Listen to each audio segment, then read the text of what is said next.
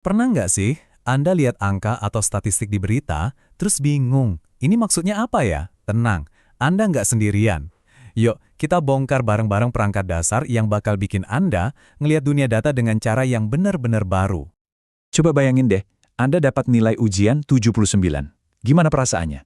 Senang? Sedih? Bingung? Sejujurnya, ya kita belum tahu. Angka 79 ini sendirian nggak berarti apa-apa. Kenapa begitu? Iya, karena nilai 79 itu bisa jadi nilai paling tinggi di kelas atau malah paling rendah. Tanpa pembanding, tanpa konteks, angka ya cuma angka. Nah, untuk ngasih konteks, kita butuh alat bantu. Yuk kita ambil alat pertama kita. Alat pertama kita adalah skala pengukuran. Ini penting banget buat ngebantu kita paham, kita ini lagi berhadapan sama angka yang tipenya kayak gimana. Soalnya nggak semua angka itu diciptakan setara. Yang paling simpel itu skala nominal. Anggap aja ini cuma label. Misalnya kita kasih kode 1 untuk jurusan pendidikan dan 2 untuk psikologi. Angka 2 di sini bukan berarti lebih bagus dari 1 ya. Ini cuma buat ngebedain aja, kayak ngasih nama. Selanjutnya, skala ordinal. Sesuai namanya, ini soal urutan atau peringkat. Bayangin kita ngurutin siswa dari yang paling tinggi ke paling pendek. Kita tahu urutannya, siapa yang lebih tinggi dari siapa, tapi kita nggak tahu persis beda tingginya berapa senti. Intinya cuma ranking. Nah, skala interval ini setingkat lebih canggih. Di sini, jarak antar angkanya itu sama dan berarti. Beda antara nilai 70 dan 71 itu sama persis dengan beda antara 50 dan 51. Tapi, skala ini nggak punya titik nol yang mutlak. Nilai IQ 0 misalnya, bukan berarti orang itu nggak punya kecerdasan sama sekali kan? Dan yang paling lengkap adalah skala rasio. Dia punya semua kelebihan skala interval, plus dia punya titik nol sejati. Maksudnya, nol itu ya beneran berarti tidak ada. Contohnya tinggi atau berat badan. 0 cm ya artinya beneran nggak ada tinggi. Makanya kita bisa bilang 60 kilo itu 2 kali lebih berat dari 30 kilo. Oke, buat rangkuman cepatnya, nominal itu label, ordinal itu peringkat, interval itu jaraknya sama, dan rasio punya nol sejati. Sampai sini gampang ya. Sekarang kita lanjut ke alat berikutnya. Oke, sekarang kita udah bisa bedain jenis-jenis angka. Kita balik lagi ke nilai 79 tadi. Supaya nilai itu ada artinya, kita perlu bandingin dengan nilai-nilai lain di kelas. Langkah pertamanya adalah, kita cari dulu pusat atau jantungnya dari semua nilai itu. Ada 3 cara utama buat nemuin si pusat ini, yang bahasa kerennya itu tendensi sentral. Ada min, median, sama modus. Yuk kita lihat bedanya apa. Min itu ya nilai rata-rata yang biasa kita hitung.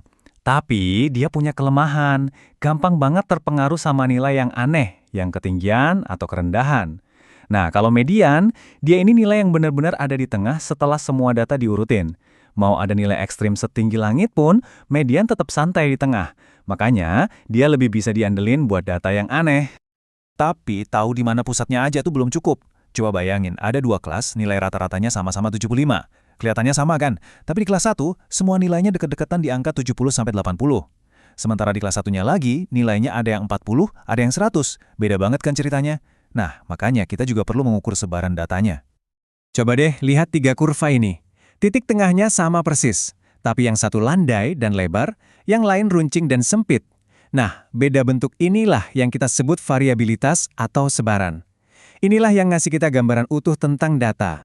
Cara paling gampang buat ukur sebaran itu namanya range. Tinggal ambil nilai tertinggi, terus dikurangi nilai terendah. Simpel banget kan?